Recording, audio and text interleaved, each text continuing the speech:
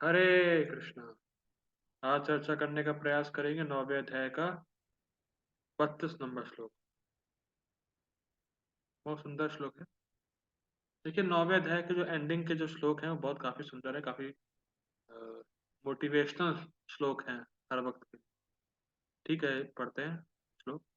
माम ही पार्थ व्यपाश्रित्य ये स्युः पापयोनयः स्त्रियो वैश्यास्तथा शूद्रास् तेऽपि यान्ति परां गतिम्। मां हि पार्थ व्यपाश्रित्य येऽपि स्युः पापयोनयः स्त्रियो वैश्यास्तथा शूद्रस्तेऽपि यान्ति परां गतिम्। संस्कृत देखिए। पार्थ, हे प्रथापुत्र, हे अर्जुन, माम ही, जो मेरा आश्रय लेकर, ही व्यपाश्रित्य, व्यपाश्रित का अर्थ होता है भगवान के भक्तों का आश्रय लेकर। माम ही, मेरा आश्रय लेकर, व्यपाश्रिता मतलब मेरा आश्रय भक्तों के माध्यम से लिया गया है। इसको समझ पा रहे हैं? व्यपाश्रित्य, कोई व्यक्ति ने भक्तों का आश्रय लिया तो इसका मतलब उसने भगवान का आश्रय लिया, समझे। माम ही पार्थ व्यपाश्रित्य ये स्यो पाप योनिया, अगर कोई व्यक्ति पाप योनि में है, पाप योनि अर्थात ऐसी स्थिति में है कोई व्यक्ति जिसमें वो बचपन से ही कोई पाप करता हो, और उसने अगर भगवान के भक्तों का आश्रय लिया है तो उसका उद्धार हो जाएगा। स्त्रियों, या फिर कोई स्त्री हो। देखिए स्त्री क्यों मेंशन किया है यहाँ पे? स्त्रियों में अधिकतर ऐसा होता है कि उनके घर गृहस्थी में काफी आसक्ति होती है और आध्यात्म में रुचि थोड़ी सी कम होती है प्रायः स्त्रियों में। तो लेकिन हमारे ग्रुप में ऐसा सौभाग्य है, सब माता जी लोग हैं। तो हम ऐसा नहीं कह सकते।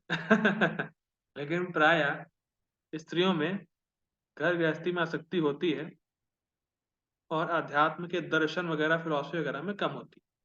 लेकिन अगर उन्होंने भी भगवान की सेवा प्राप्त कर ली है, भगवान से की सेवा करने का मौका मिल गया उनको भी, तो उनका उद्धार हो जाता है। ठीक। वैश्य, वैश्य यानी जो बहुत बिजनेस माइंडेड है, जिनकी मति पैसे में बहुत जाती है, तो उनको अधिकतर गीता भागवत के सिद्धांत समझ में आते नहीं।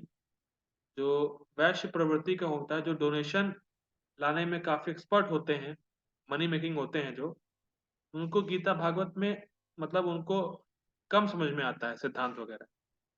लेकिन अगर उनको भक्तों का संग प्राप्त हो जाएगा या भक्तों के संग में आकर वो अगर सुन लेंगे प्रामाणिक रूप से, तो उनका भी उद्धार हो जाएगा। शूद्र, शूद्र तो मतलब जानते हैं, शूद्र शूद्र होता है, कोई क्वालिफिकेशन होती नहीं। तेपी यान्ति पराम गतिम, ये सब लोग भगवान के अगर भक्तों का आश्रय ले लेंगे। कौन से लोग?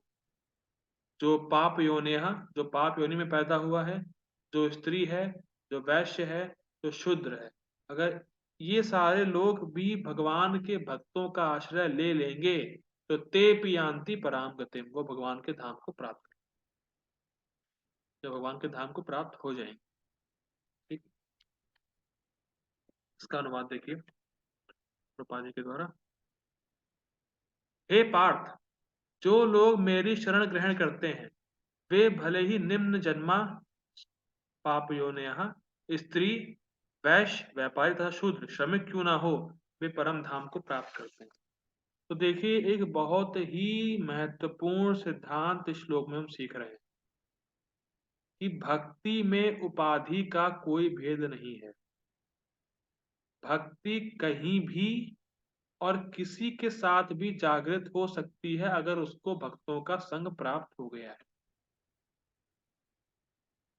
बहुत इंपॉर्टेंट सिद्धांत है। अगर किसी व्यक्ति को शुद्ध भक्तों का संग प्राप्त हो गया, वो भले ही मूर्ख हो, भले ही पापी हो, भले ही कितना गिरा हुआ हो, उसका उद्धार हो जाए। कोई उपाधि का रोल है ही नहीं। ये पुरुष है तो भक्ति नहीं कर सकता, ये छोटा बच्चा है अभी, लल्ला है लल्ला, इसकी उम्र तो खेलने की है, भक्ति क्यों कर रहा है? नो।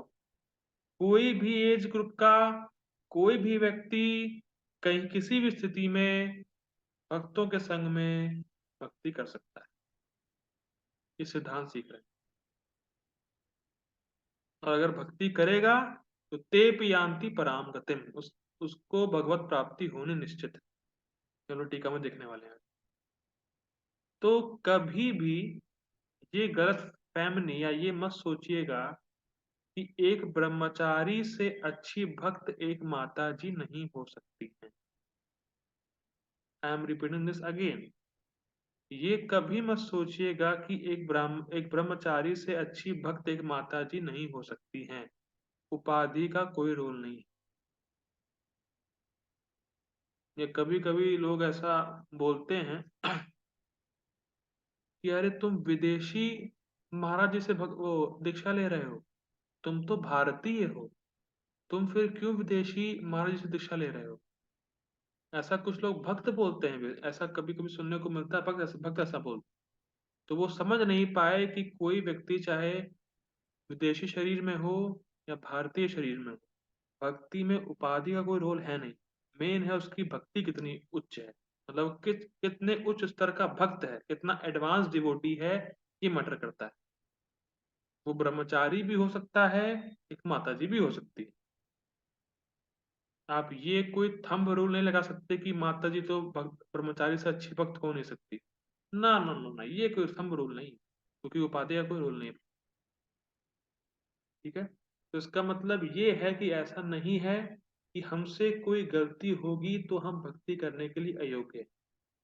बहुत सुंदर सिद्धांत है। किसी भी अवस्था में हम भक्ति कर सकते हैं। भक्ति किसी उपाधि पे, किसी स्थिति पे, किसी समाज में, किसी जाति पे डिपेंड नहीं करती है। अगर हमसे कोई गलती हो भी गई भक्ति करते समय, तो ऐसा कभी नहीं सोचना है कि इस मूवमेंट पे मैं भक्ति करने के लिए अयोग्य हूँ या अब मैं कोई भक्ति नहीं कर सकता हूँ। ऐसा कभी नहीं है, ऐसा कभी नहीं। ठीक, पढ़ते हैं गीता भूषण टीका। गीता भूषण टीका, टीका देखते हैं। ये लिंक है। महाघोष पूर्वक विवादियों की सभा में जाकर, मान लीजिए भगवान अर्जुन से बोले, महाघोष पूर्वक विवादियों की सभा में जाकर और अपने बाहु को उठाकर निशंक यह घोषणा करो कि मेरे एकांतिक भक्तों के आगंतुक दोषों को मैं सर्वेश्वर शुद्ध कर देता हूं। इसमें विचित्र क्या है? तो टफ हिंदी होगी शायद। ये बहुत सुंदर है। ये लिंक है वास्तव में इस श्लोक का और पिछले दो श्लोकों से।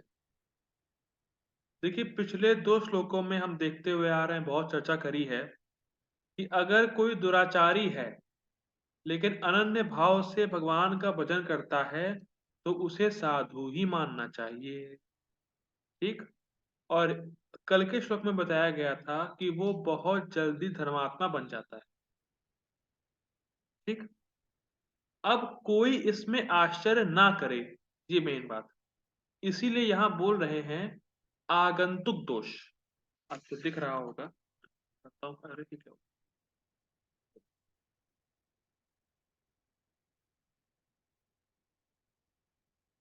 आपको दिख रहा होगा।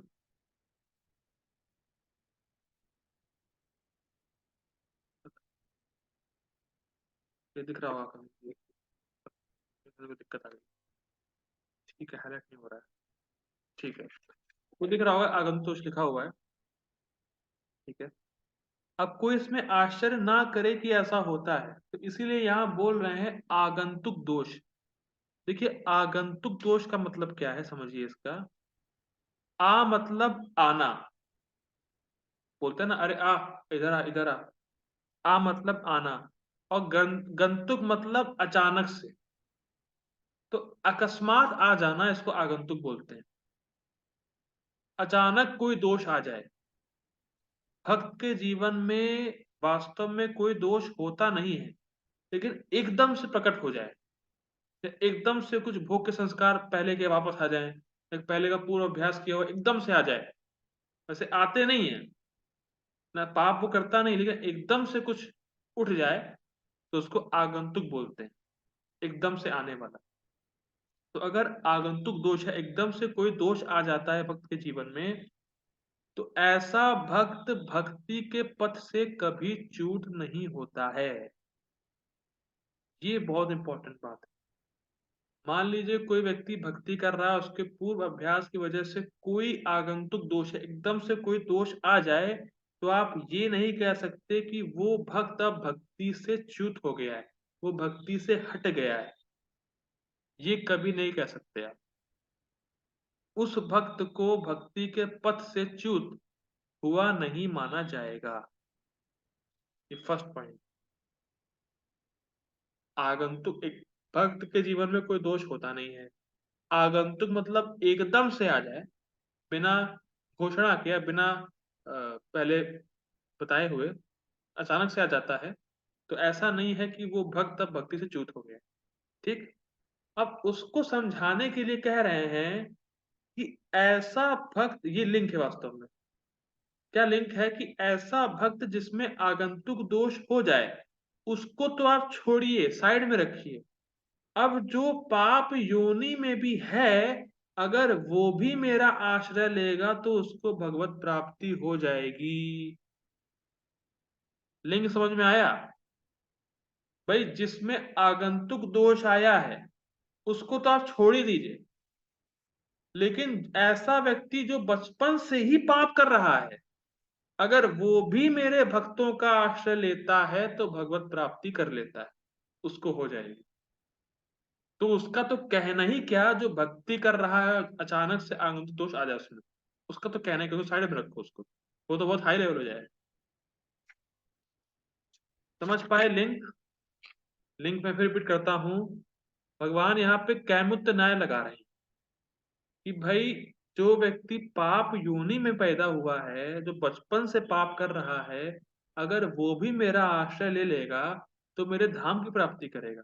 तो तुम उसको तो रहने ही दो, जो जो अच्छे से भक्ति कर रहा है और अचानक से कोई दोष निकला है, वो तो बहुत एडवांस है। वो तो प्राप्ति करेगा ही मेरी, कहने का तात्पर्य ये है। इसीलिए भगवान कह रहे हैं इसमें विचित्र क्या है, क्या स्पेशल है, वो तो प्राप्ति करेगा ही मेरी। क्योंकि जब पापी भी, जब कोई पाप नहीं पैदा हो, जब वो प्राप्ति कर लेगा, इसका तो कहना ही क्या। ठीक। आगे पढ़ते हैं। यहां तक कि जो अत्यंत पापी है और मेरे भक्त नहीं है, वे भी मेरे भक्तों के संग से पूर्णतया अविद्या से निवृत्त होकर विशेष मुक्ति को प्राप्त करते हैं।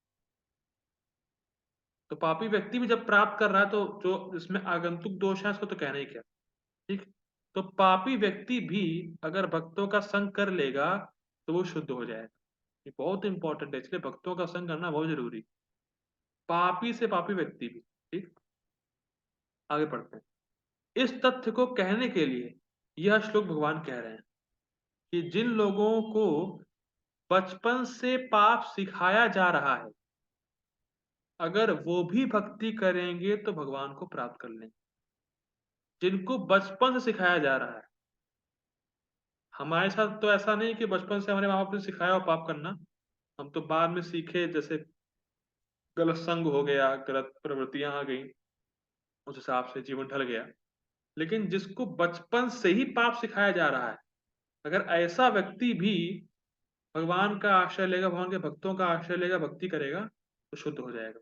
कितनी बड़ी बात है, कितनी भक्ति की महिमा बढ़ रही है इससे, कि जो बचपन से ही पाप करता हुआ आया है, जिसके लिए पाप करना बहुत नॉर्मल है, अगर ऐसा व्यक्ति भी भक्ति करेगा, शुद्ध हो जाएगा। ठीक। आगे देखिए, आगे पढ़ते हैं। पाप योनि अर्थात जो अंत्यज है, यानी जिसकी जन्म से ही सहज दुराचार की प्रवृत्ति है। समझ रहे हैं? मतलब ऐसे लोग जिनके लिए घोर पाप करना बहुत नॉर्मल है, जिनके बाप ने पाप सिखाया है, ये समझिए। ऐसे व्यक्ति जिनको, जिनके बाप ने पाप सिखाया है, जिनके बापों ने पाप करना सिखाया है, ऐसे व्यक्ति, इसका उदाहरण आप ले सकते हैं मृगारी का। कि मृगारी बचपन से उसका धंधा यही था कि वो जानवरों को अधमरा रखेगा, अधमरा, और जब तड़पेंगे जानवर तो उसको खुशी होती थी। जब नारद मुनि उनके पास पहुंचे, कहा कि तुम पूरा क्यों नहीं मारते हो, तो उसने कहा कि मेरे बाप ने मुझे यही सिखाया है। तो जिनके बाप पाप सिखाते हैं बचपन से, अगर ऐसे व्यक्ति भी भक्तों के संग में आके भक्ति करते हैं तो पूरी तरीके से शुद्ध होकर भगवान के धाम की प्राप्ति करते हैं। कितनी बड़ी बात है। ठीक। तो प्रवृत्ति है, वे भी मेरे भक्तों के प्रसंग से मुझ सर्वेश वसुदेव के पुत्र की शरण लेते हैं तो वह भी परम गति अर्थात मुझको प्राप्त करते हैं। यह गति योगियों को भी दुर्लभ है। बताइए, जो योगी तपस्या कर रहा है, जो गति उनको दुर्लभ है, वो वो गति ऐसा व्यक्ति प्राप्त कर पा रहा है जो बचपन से ही पाप करता हुआ आ रहा था। ये है भक्ति में। ठीक। अब मान लीजिए कोई डाउट करे, अरे ये सब तो ऐसे ही है, इसलिए यहाँ देखिए, ही शब्द निश्चितता के लिए है।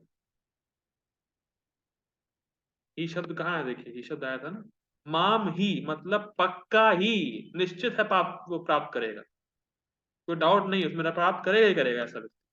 ठीक। ही शब्द निश्चितता के लिए है, निश्चित ही प्राप्त करें। अच्छा, ये बहुत सुंदर बात है कि जब ऐसा व्यक्ति प्राप्त कर लेगा जो बचपन से पाप कर रहा है, और कैसे प्राप्त कर पा रहा है? भक्तों के संग में आने से। तो कितना खुश नसीब हमें अपने आप को मानना चाहिए कि हमें कितना खुश नसीब होना चाहिए कि हम भी एक प्रामाणिक भक्तों के संग में हैं। हमें भी प्रामाणिक भक्तों का संग प्राप्त है, और महान आचार्य श्रील प्रभुपाद जी के हम लोग आश्रय में हैं, और हम लोग तो बचपन से पाप करते हुए नहीं भी आए हैं, तो हम क्यों भगवान के पास नहीं जाएंगे? पक्का जाएंगे भाई, पक्का जाना ही है हमें। ठीक। कॉन्फिडेंस होना चाहिए, इसीलिए बहुत प्रेरणादायक श्लोक है ये सब, कि हम पक्का जो भक्त, देखिए भगवान ने खुद ही कह दिया है कि जिसके अंदर आगंतुक दोष आ रहे हैं उसका तो कहना है कि वो तो एडवांस है भाई, वो तो पक्का जाएगा। जो पाप योनि में जब जब वो जा रहा है, तो हम लोग क्यों नहीं जाएंगे? तो ये विश्वास होना चाहिए, श्रद्धा होनी चाहिए भगवान के शब्दों पे हमें। और ये भगवान स्वयं बोल रहे हैं, भगवान के शब्द हैं। ठीक। श्री सुखदेव गोस्वामी कहते हैं, किरात हुणांध्र पुलिंद पुलकशा आभीर शुंभा यवना खसादयः ये अन्य चापाप यदपाशयाश्रया शुद्धयन्ति तस्मै प्रभु विष्णवे नमः। देखिए, किरात, किरात मतलब घोर पापी। देखिए सब किरात, हुण, अंध्र, पुलिंद, पुलकशा, आभीर, शुंभा, यवना, खसादया, ये सब विभिन्न विभिन्न पाप योनि है। मतलब विभिन्न विभिन्न कास्ट हैं जिसमें व्यक्ति बचपन से ही पाप करना सीखता है। तो किरात, मुझे नहीं पता किरात कौन से देश का है, लेकिन हुण जो है, हुण ये चाइनीज लोग को बोलते हैं। जो किरात हुण है, हुण मतलब चाइनीज लोग, जो हम जानते हैं चाइनीज लोग कितना पाप करते हैं, बचपन से ही काटते हैं जानवरों को, सब खाते पीते हैं। तो ये सब विभिन्न योनियां हैं पापों की।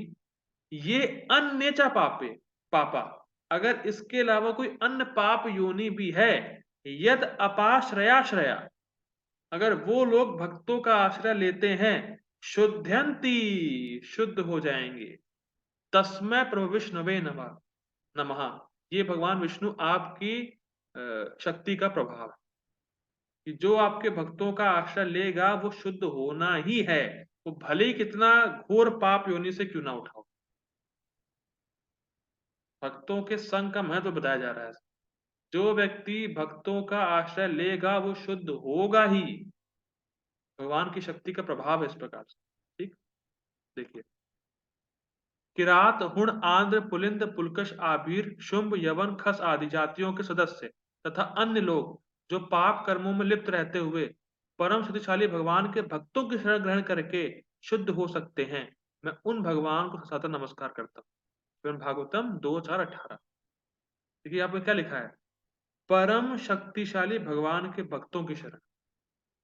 तो हम भगवान की शरण डायरेक्टली लेते, भगवान की शरण भक्तों के माध्यम से लेते। ठीक, ये बहुत इंपॉर्टेंट। आगे पढ़ते, स्त्री, शूद्र और वैश्य कहने के द्वारा भगवान यह इंगित कर रहे हैं, जो लोग अशुद्ध रहते हैं, झूठ बोलते हैं या फिर अन्य दुर्गुणों से युक्त हैं, वे भी यदि शुद्ध भक्ति स्वीकार करते हैं तो वे भी भगवान को प्राप्त करते हैं। देखिए, एक इंपॉर्टेंट बात है जो हमें सीखनी है ऐसे झूठ बोलते हैं कोई बात नहीं, क्योंकि जो वैश्य होते हैं, जो बिज़नेस करते हैं, उनको थोड़ा झूठ बोलना पड़ता है, उनके लिए झूठ अलाउड है, वरना उनका बिज़नेस चलेगा नहीं। लेकिन ये इम्पोर्टेंट बात है कि जब भक्ति कर रहे हो तो उसमें कोई झूठ ना हो। मैं फिर रिपीट कर रहा हूँ, बिज़नेस चलाने के लिए झूठ अलाउड है, वो तो नहीं बोलेगा चले कैसे। लेकिन भक्ति जब कर रहे हैं उसमें कोई झूठ या कपट नहीं होना चाहिए। मान लीजिए आपने 2 ही माला की है और आप कह रहे हैं हमने 16 माला कर ली अपने गुरु से, उसमें झूठ ना चले। उसमें भक्ति करें तो सिंसियरली करें, तब ही ये गति प्राप्त होगी। ऐसे झूठ बोलना अलाउड है बिज़नेस में, लेकिन भक्ति में कोई कपट ना हो, भक्ति में कोई झूठ ना हो, भक्ति में सिंसियरिटी हो, तब ही ये गति प्राप्त होगी जो भगवान बता रहे हैं। ये चाहिए वास्तव में कि भक्ति में सिंसियरिटी रहे और सत्य रहे। ठीक है? आगे पढ़ते हैं। तात्पर्य प्रभुपाद जी का तो स्पष्ट है, देखिए। Purport by His Divine Grace A.C. भक्तिदान स्वामी श्रील प्रभुपाद की जय। यहाँ पर भगवान ने स्पष्ट कहा है कि भक्ति में उच्च तथा निम्न जाति के लोगों का भेद नहीं होता। मैंने बता दिया इसको। भौतिक जीवन में ऐसा विभाजन होता है, किंतु भगवान की दिव्य भक्ति में लगे व्यक्ति पर यह लागू नहीं होता। सभी परम धाम के अधिकारी, ठीक। श्रीमद् भागवतम में 2:4-18 जो ठीक है जो बलदेव जोशी कोट जी कोट किया था, भागवतम में 2:4-18 कथन है कि अधम योनि चांडाल भी शुद्ध भक्त के संसर्ग से शुद्ध हो जाते हैं। बहुत सुंदर बात, देखिए। शुद्ध भक्त के संसर्ग या शुद्ध भक्त की शरण का मतलब क्या है? शुद्ध भक्त की शरण का मतलब है कि जब आप शुद्ध भक्त की शरण लें तो आप इस बात को स्वीकार करें कि मुझे अपना हित नहीं मालूम, मैं अपने हित के बारे में कुछ नहीं जानता हूं, कृपया आप मुझे बताइए कि मेरा हित किसमें।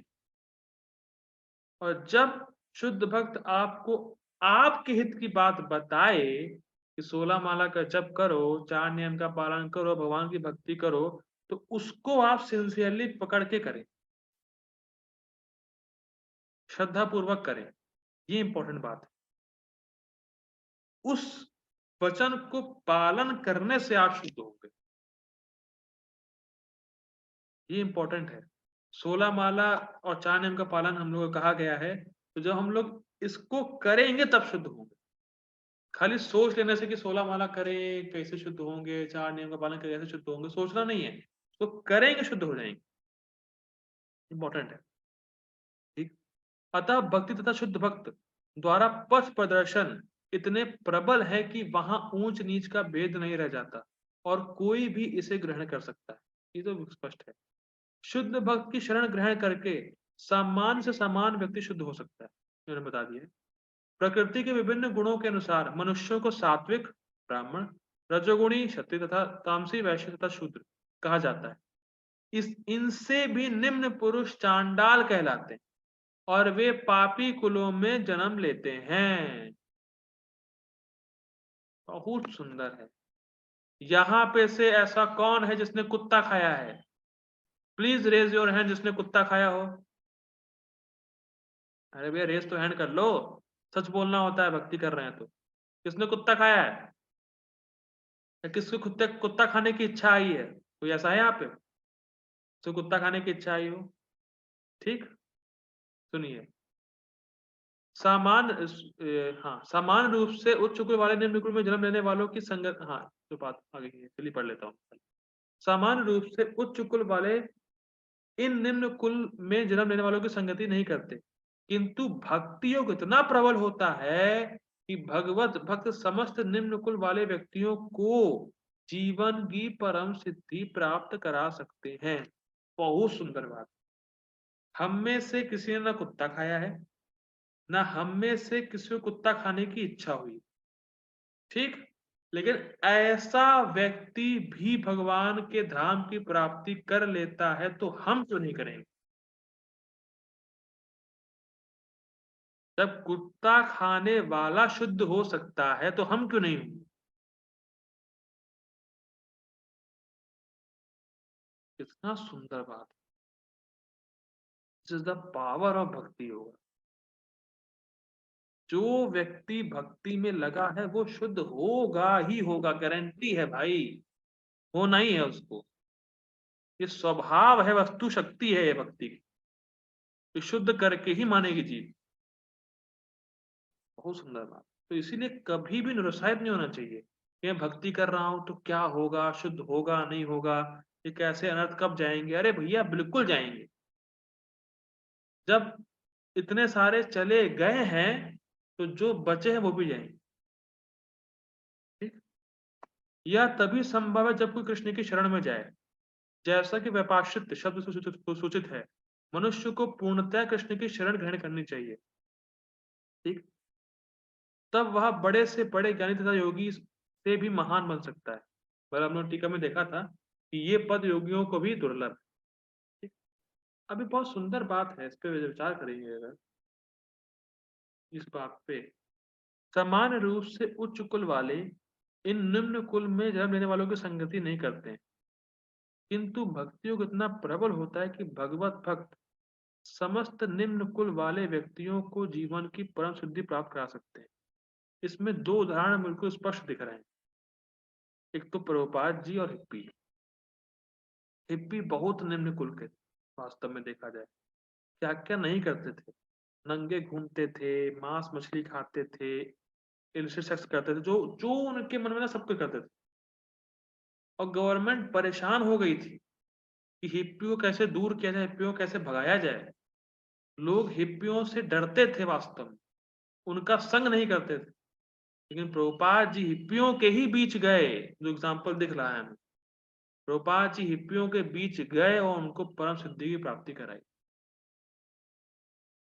कितने भक्त भगवान के धाम चले गए, कितने शुद्ध भक्त आज भी इस्कॉन में मौजूद हैं जो कि पहले हिप्पी थे। ये वास्तव में प्रैक्टिकल है बात कि भक्ति योग इतना प्रबल है कि हिप्पियों को भी हैप्पी बना देते। और क्या हम हिप्पी में से कोई एक हैं? क्या हमने हिप्पी वाले कार्य किए हैं? नहीं। तो हम क्यों नहीं शुद्ध होंगे, ये बात विचार करिए ना। हम क्यों नहीं शुद्ध होंगे, हम क्यों नहीं भगवान के धाम जाएंगे? बिल्कुल जाएंगे। और जब प्रभुपाद जी ने ही हिप्पियों को हैप्पी बनाया है तो हम भी तो प्रभुपाद जी का आश्रय लिए हुए हैं भाई। प्रभुपाद जी क्या बोले? I live in my books. Prabhupada ji की पुस्तक है, प्रभुपाद जी का संग कर रहे हैं हम लोग। तो क्यों नहीं भगवान के धाम जाएंगे भाई? बिल्कुल जाएंगे। ये बिल्कुल विश्वास होना चाहिए कि मैं भगवान के धाम जाऊंगा। अगर मैंने प्रभुपाद जी का आश्रय पकड़े रखा तो मैं इसी जीवन में भगवान के पास जाऊंगा। ये विश्वास होना चाहिए, श्रद्धा होनी चाहिए और इस उत्साह के साथ भक्ति करनी चाहिए। कितनी भी कोई गलती क्यों ना हो जाए, भगवान खुद ही बोले हैं, गलती होने के बावजूद मेरी उसमें आसक्ति रहती है। और क्या चाहिए? और क्या चाहिए भाई? ठीक है, आगे बढ़ते हैं। अगला श्लोक आज का।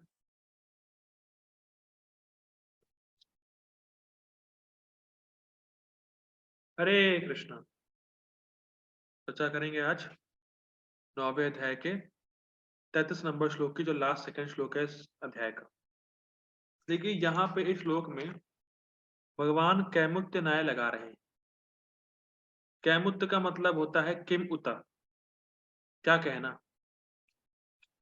ठीक है, तो हम लोग इसको पहले बताया था कि जैसे एक ऊंट सॉरी गंगा जी में डूब जाता है, गंगा की नदी में डूब जाता है, तो जब एक ऊंट डूब गया है तो मनुष्य का तो कहना ही क्या। ये होता है कैमुत्य न्याय। ठीक। तो यहाँ पे बोला जा रहा है, जैसा कि पिछले श्लोक में उन्होंने देखा कि जो व्यक्ति पाप योनि में पैदा हुआ है वो व्यक्ति भी भगवान के धाम चला जाएगा। तो जो भक्त लोग हैं उनका तो कहना ही क्या। ये बोला जा रहा है श्लोक। भाई जब एक पाप योनि वाला व्यक्ति भगवान के धाम चला गया तो जो पाप योनि में नहीं है, जो धर्म का आचरण कर रहा है, जो राज ऋषि है, जो ब्राह्मण है, जो पुण्य आत्मा है, जो भक्त है, उनका तो कहना ही क्या। कहना ही क्या मतलब, उनका तो निश्चित है भगवान के पास जाएंगे, इसमें आश्चर्य की बात ही नहीं है कोई। ठीक, ये बोला जा रहा है श्लोक। पढ़ते हैं श्लोक। किम पुनर्ब्रह्मणा पुण्या भक्ता राजर्षयस्तथा अनित्यम असुखम लोकम इमं प्राप्य भजस्व माम। देखिए, किम पुनः, तो फिर, तो फिर कहना ही क्या, ब्राह्मण, ब्राह्मणों का, पुण्य, जो धर्म का आचरण करते हैं, भक्ता, भक्त लोगों का, राजऋषि, जो राजऋषि हैं, तो इनका तो कहना ही क्या, मतलब जब ऐसे लोग पाप योनि में जो थे, जो स्त्री थी, वैश्य थे, शूद्र थे, जब वो लोग भगवान के पास चले गए, परम गति को प्राप्त करे गए, तो किम पुनः, तो फिर ब्राह्मणों का, पुण्यात्माओं का, भक्तों का, राजऋषि का तो कहना ही क्या। तो मेरा क्या मित्र है, ठीक।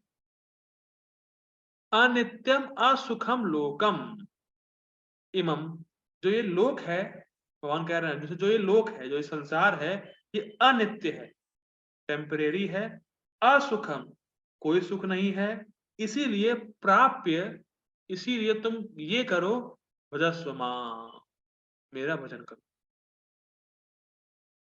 तो भगवान इस जगत से निकलने का एकमात्र तरीका बता रहे हैं, भजस्व मां, मेरा भजन करो, क्योंकि ये जगत अनित्य है, असुखम है, इसीलिए हे अर्जुन, भजस्व मां, मेरा भजन करो और इस संसार से निकलो। ठीक, पढ़ते प्रभुपाद जी का अनुवाद। फिर धर्मात्मा, ब्राह्मणों, भक्तों तथा राजर्षियों के लिए तो कहना ही क्या। ठीक है मुत्तनाय। अतः इस क्षणिक दुखमय संसार में आ जाने पर मेरी प्रेमा भक्ति में अपने आप को लगाओ। ठीक, ये क्षणिक संसार अनित्य है, असुखम दुखमय संसार है, इसीलिए तुम मेरी प्रेमा भक्ति करो और इस संसार से निकलो। ठीक, गीता भूषण टीका। तो फिर उन ब्राह्मण और क्षत्रिय राज ऋषियों का क्या कहना, जो सौभाग्यवश पुण्य वंश में जन्म ग्रहण किए हैं और जो सदाचार का पालन करते हुए भक्ति करते हैं, स्पष्ट है। निश्चित ही वे मुझ परम गति को प्राप्त करेंगे। देखिए, बिल्कुल भगवान के शब्द हैं, नोट कर लीजिए। जो भक्त है वो भगवान को प्राप्त निश्चित करेगा।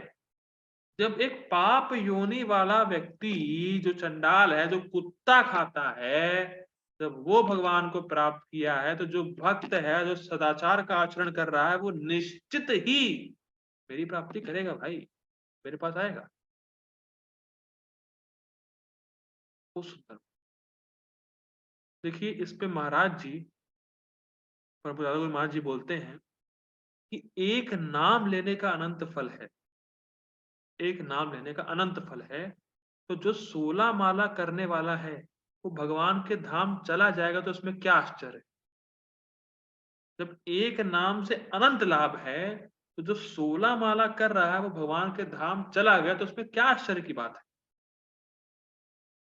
एक नाम का अनंत लाभ, मतलब एक नाम मतलब हरे, बस पूरा हरे कृष्ण महामंत्र नहीं, सिर्फ हरे, उसका अनंत लाभ है। तो 16 माला कर रहा है वो क्यों भगवान के पास नहीं जाएगा, और चला गया तो उसमें क्या आश्चर्य है, कोई आश्चर्य की बात नहीं। ठीक, अतः क्योंकि तुम राजऋषि हो, इसलिए तुम्हें मेरी पूजा करनी चाहिए। ठीक, अर्जुन राजऋषि हैं, तो उनको भगवान का भजन करना चाहिए, और आप सब लोग भक्त हैं, इसीलिए भगवान का भजन करना चाहिए। ठीक, इस जगत में राज्य प्राप्ति करने की इच्छा को त्यागते हुए, जिसमें अल्प सुख है और जो नाशवान है, तुम्हें मेरी पूजा करनी चाहिए, जो शाश्वत और अनंत सुख का आगार है, और मुझे प्राप्त करना चाहिए। तो स्पष्ट है। ठीक? यहाँ यह कहा जा रहा है कि क्योंकि अर्जुन राज ऋषि है, इसलिए वे भगवान को शीघ्र ही प्राप्त कर लेंगे। मतलब जो पापी व्यक्ति है, उसको थोड़ा समय लगेगा शुद्धिकरण के लिए, लेकिन जो पहले से ही सदाचार का पालन कर रहा है, पहले से अच्छा आचरण कर रहा है, तो वो जल्दी भगवान को प्राप्त कर लेगा। इसीलिए भगवान कह रहे हैं, भजस्व माम, मेरा भजन करो अर्जुन, क्योंकि तुम पहले से ही सदाचारी हो, तुम पहले से ही भक्ति करते हो, तो मेरा भजन करो और मेरे पास आओ। ठीक। इस श्लोक में भगवान कह रहे हैं कि यह जगत अनित्य है। इसका अर्थ है कि इस जगत के मिथ्या होने की धारणा को फिर निरस्त कर रहे हैं। ये बहुत सुंदर बात है। ये कुछ लोग ऐसा बोलते हैं कि ये जगत मिथ्या है, मतलब जगत है ही नहीं। तो भगवान उसकी धारणाओं को काट रहे हैं। भगवान कह नहीं, अनित्य, ये जगत है पर टेम्परेरी है। कुछ लोग बोलते हैं ब्रह्म से जगत मिथ्या, तो जगत मिथ्या नहीं है, अनित्य है। ये जगत है पर टेम्परेरी, कुछ समय के लिए। ठीक। ये बहुत सुंदर बात है इस संबंध में कि अर्जुन पहले से राज ऋषि हैं, तो भगवान को जल्दी प्राप्त कर लेंगे क्योंकि वो उन्होंने पहले से अच्छा आचरण किया है। तो इस संबंध में प्रभुपाद जी कहते थे कि भारतीय लोग भगवान से 10 कदम दूर हैं, लेकिन प्रॉब्लम क्या है, वो भगवान से उल्टा चल रहे हैं, तो दूर हो रहे हैं। लेकिन विदेशी लोग भगवान से 100 कदम दूर हैं, लेकिन उनके साथ अच्छी बात क्या है, भगवान की तरफ चल रहे हैं। तो ये बहुत सुंदर बात है कि हम भारतीयों को ये समझना चाहिए कि हमारे ही देश की विरासत है ये सब आध्यात्मिक ज्ञान। तो इसका हमें लाभ उठाना चाहिए, हमें इससे दूर नहीं जाना चाहिए। तो जबकि हम देख रहे हैं विदेशी लोग इसके पास आ रहे हैं। ये बहुत दुर्भाग्य है वास्तव में भारतीयों का। ठीक। तो क्या ऐसा करता हूँ मैं, परपोर्ट के लिए हमारे पास समय तो कम पड़ेगा, तो please join again. Hare Krishna. I request all of you to join again for purport. Hari बोल, please join again. Hare Hare Krishna. Purport by His Divine Grace A.C. Bhaktidham Swami Srila Prabhupada की जय। इस संसार में कई श्रेणियों के लोग हैं, किंतु तो भी यह संसार किसी के लिए सुखमय स्थान नहीं है। बहुत जबरदस्त ओपनिंग लाइन है। इस संसार में चाहे कोई व्यक्ति कितना धनी हो, कितना गरीब हो, कितना सुंदर हो, कितना बदसूरत हो, कोई भी सुखी नहीं रह सकता। Because this world is not made for happiness. Hari बोल। ठीक। यहां स्पष्ट कहा गया है, अनित्यम असुखम लोकम। यह जगत अनित्य तथा दुखमय है और किसी भी भले मनुष्य के रहने लायक नहीं। तो कौन कौन है जो यहाँ पे भला है? हमारी मीटिंग में कौन कौन भले हैं भाई? चलो कोई भला नहीं है, मतलब यहाँ पे सड़ो फिर और क्या। हम सब भले हैं भाई, निकलने की प्लानिंग कर रहे हैं, हम लोग भक्ति कर रहे हैं। ठीक है। तो ये बात, ये जो पापा जी लाइन लिखी है, उनकी गुरु महाराज जी की है कि this world is not made for gentleman. Prabhupada ji Guru Maharaj जी की लाइन थी। वो बोलते थे कि ये संसार किसी भी जेंटलमैन के रहने की जगह नहीं। देखिए, हमें कई बार लगता है कि भगवान के धाम कैसे जाएंगे। कई बार ये प्रश्न होता है, कई बार डाउट उठता है मन में। लेकिन एक बात ध्यान दीजिए भाई, वो हमारे ही बाप का घर है, तो वहां जाने में कोई संकोच थोड़ी ना है। मैं फिर रिपीट कर रहा हूँ, वो हमारे बाप का घर है भाई, जहां हमें जाना है। यहाँ हम थोड़े समय के लिए हैं, लेकिन जाना हमें अपने घर ही है। जैसे मान लीजिए कोई व्यक्ति बाहर पढ़ाई करने के लिए आया है, 4 साल का मान लीजिए कोई इंजीनियरिंग कोर्स किया है, 5 साल एमबीबीएस है, 2 साल बीएससी, कुछ भी है, तो उसको पता है कि मेरे बाप का घर है। मैं पढ़ाई करने के बाद जब छुट्टी होगी कॉलेज से, तो मैं अपने बाप के घर पे जाऊंगा। मेरा बाप का घर है और छुट्टियों में मैं अपने बाप के घर पे जाऊंगा, और वही मेरा आश्रय है वास्तव में। मेरे बाप का घर ही मेरा आश्रय है। मैं तो बस खाली कुछ समय के लिए यहाँ पढ़ने आया। उसी प्रकार से हम कुछ समय के लिए यहाँ सुधरने के लिए आए। हम क्रिमिनल हैं, कुछ समय सुधरने के लिए आए हैं, लेकिन वास्तव में अपने बाप का घर हमारा गोलोक वृंदावन है, वही जाना है। ये बहुत दृढ़ विश्वास होना चाहिए कि हम अपने बाप के घर जाना है, हमें हमें अपने घर जाना है, और कुछ समय के लिए यहाँ पर हैं और तैयारी करें अपने घर जाने की। ठीक है। बहुत सुंदर बात है। ठीक है, आगे पढ़ते हैं। भगवान इस संसार को क्षणिक तथा दुखमय घोषित कर रहे हैं। कुछ दार्शनिक, विशेष रूप से मायावादी, कहते हैं कि यह संसार मिथ्या है, किंतु भगवत गीता से हम यह जान सकते हैं कि यह संसार मिथ्या नहीं है, यह अनित्य है। अनित्य तथा मिथ्या में अंतर है। यह संसार अनित्य है, किंतु एक दूसरा भी संसार है जो नित्य है। बहुत सुंदर। यहाँ पे एक शब्द आया था, अनित्य लोकम इमम, या अनित्य इमम लोकम। इमम मतलब ये संसार, ये वाला संसार अनित्य है, लेकिन इसके परे वाला संसार अनित्य नहीं है। इसीलिए भगवान ने यहाँ बोला है इमम, ये जो संसार तुम्हें दिख रहा है अर्जुन, ये अनित्य है, लेकिन इससे परे एक और भी संसार है जो शाश्वत है, जो नित्य है, सुखमय है, आनंदमय है। ठीक, तो इसीलिए भगवान ने यहाँ बोला है इमम, ये जगत। ठीक, यह संसार दुखमय है, किंतु दूसरा संसार नित्य तथा आनंदमय है। ठीक, अर्जुन का जन्म एक ऋषि तुल्य राजकुल में हुआ था, अतः भगवान उससे भी कहते हैं मेरी सेवा करो और शीघ्र ही मेरे धाम को प्राप्त करो। स्पष्ट है, किसी को भी इस अनित्य संसार में नहीं रहना चाहिए, क्योंकि यह दुखमय है। प्रत्येक व्यक्ति को भगवान के हृदय से लगना चाहिए, जिससे वह सदैव सुखी रह सके। देखिए, भगवान के हृदय से लगना चाहिए का मतलब क्या है? एक एक जगह श्लोक में आता है कि जो भक्ति के कार्य हैं ये भगवान का हृदय है। मैं फिर रिपीट कर रहा हूँ, एक जगह श्लोक में आता है भागवतम में कि जो भक्ति के कार्य हैं वो भगवान का हृदय है। इसीलिए व्यक्ति को भक्ति के कार्य करने चाहिए, भक्ति करनी चाहिए, और भक्ति भगवान को प्रिय है, इसीलिए कहा जा रहा है कि भगवान के हृदय से लगना चाहिए। ठीक, भगवत भक्ति ही एकमात्र ऐसी विधि है जिसके द्वारा सभी वर्गों के लोगों की सारी समस्याएं सुलझाई जा सकती हैं। मतलब only solution of the problem of this material world is devotional success. ठीक, तथा प्रत्येक व्यक्ति को कृष्ण भावना में स्वीकार करके अपने जीवन को सफल बनाना चाहिए। तो जो अपने जीवन को सफल बनाना चाहते हैं रियली, उनको कृष्ण कॉन्शियस स्वीकार करना चाहिए। ठीक, हम लोग यहाँ रुकते हैं। हम लोग कल लास्ट लोग देखेंगे 9वें अध्याय का। कल हम लोग ये रुकते हैं आज। जय गुरु श्रील प्रभुपाद की जय, श्री भगवद गीता की जय।